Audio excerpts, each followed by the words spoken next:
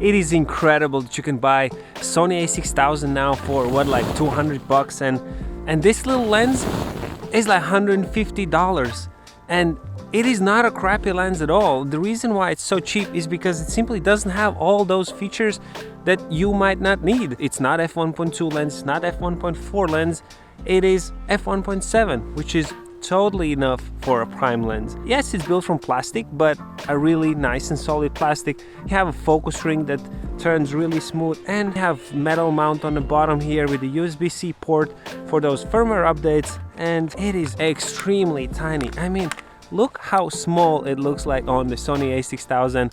It weighs barely like 170 grams and just looks super cool.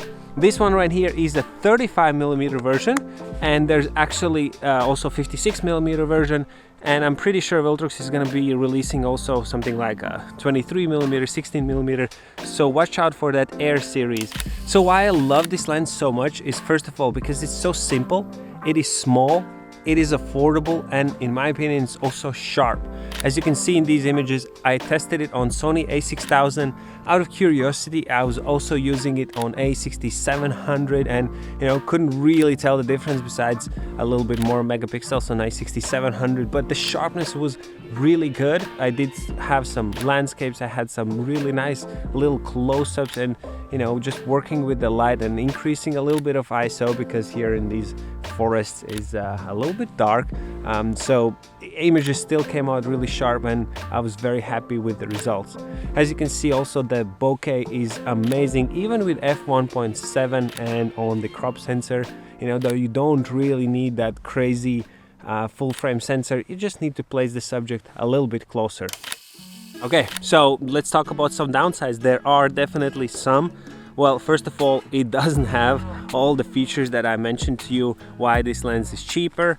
So it doesn't have the aperture ring, it doesn't have any switches on the lens, no manual autofocus switch, no custom button. The lens is dead simple. Basically, it is as simple as the Sony's 50mm f1.8, the Nifty 50, and in my opinion, this one is better. I also have the 56mm Viltrox lens, and I find it better, sharper, and just better quality.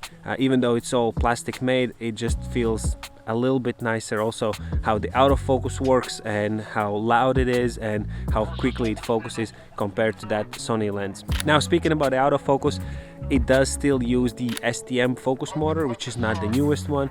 It is a pretty old one, but I wouldn't say it is crappy. I would say it's all right. It's not something like absolutely amazingly crazy, but it works pretty well, and I have absolutely no complaints about that. And obviously, since the build quality is plastic and there are no rubber rings, there are no rubber rings here at the end, so the lens is not weatherproof, and if you put it on something like A6700, you need to keep in mind that the camera might get some water if you bring it out in the rain, so don't bring it out in the rain. So a set like this was what, like $350? Wow, what a time to be alive. That's why I'm telling you guys, this is the lens to get on the Sony A6000 series cameras as one of your first primes. Absolutely bang for the buck. Let me know what you think about it, if I should make some more in-depth videos about these Air series lenses, and if you like this 35mm. And I guess that's about it. Keep on creating. I see you in the next one.